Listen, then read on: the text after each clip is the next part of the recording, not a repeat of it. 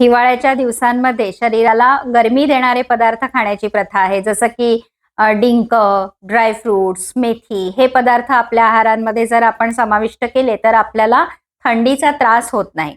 तर मेथी ही स्वभावतःच गरम आहे. शरीरामध्ये ती उष्णता तयार करते. त्यामुळे थंडीच्या दिवसात मेथी खाल्ली जाते किंवा आपण ती खाऊ शकतो. उन्हाळ्यात जर आपण खाल्ली तर ती जास्ती गरम होते.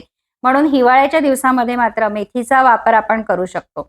ज्यांना जॉइंट पेन आहे, ज्यांना वजन कमी करायचं आहे, अशांनी मेथी जर हिवाळ्यात खाल्ली तर त्यांना खूप फायदा होतो. मेथी ही स्वभावतःच गरम असते, वेदनाशमन करणारी असते. त्यामुळे जॉइंट पेनवर त्याचा उपयोग होतो. मधुमेहावर, रक्तातली साखर नियंत्रित करण्यासाठी त्याचा छान उपयोग होतो. लॅक्टेशनमध्ये दूध वाढवण्यासाठी त्याचा खूप छान फायदा होतो. तर अशी ही मेथी खावी कशी हा प्रश्न सगळ्यांना असतो, कारण मेथी अतिशय कडू असते.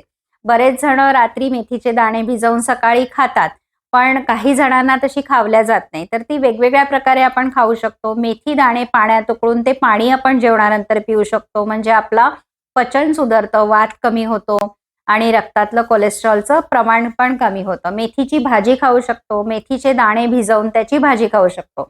आणि अजून एक छान पर्याय असा आहे की मेथी दाण्यांचे स्प्राउट्स करून त्याला अंकुर आणून जर आपण ते जेवणात खाल्ले, ते लोणच्यासारखे खायचे. ते मेथी दाण्याला छान स्प्राउट्स आणायचे, त्यामध्ये भरपूर लिंबू पिळायचं, मीठ घालायचं, चवीसाठी थोडीशी हिरवी मिरची आणि लसूण हे जर का आपण घातलं वाटून, तर ते लोणचं अतिशय सुंदर लागतं. पण लक्षात ठेवा, हे प्रमाणात खायचंय. फक्त 1 चमचा तुम्ही ते रोज खाऊ शकता. जास्ती प्रमाणात जर मेथी आपण खाल्ली तर मळमळ होणं, तोंड कडू होणं, उलटी होणं किंवा लूज मोशन होणं असे सुद्धा दुष्परिणाम त्याचे दिसू शकतात. त्यामुळे कमी प्रमाणात अर्धा ते 1 चमचा एवढंच जर का तुम्ही जेवणात ते घेतलं, तर तुमची भूक छान वाढेल, अन्नपचन चांगलं होईल आणि वातशमन होऊन वेदनाशमन, जॉइंट पेन कमी करण्यासाठी त्याचा तुम्हाला खूप छान फायदा होईल.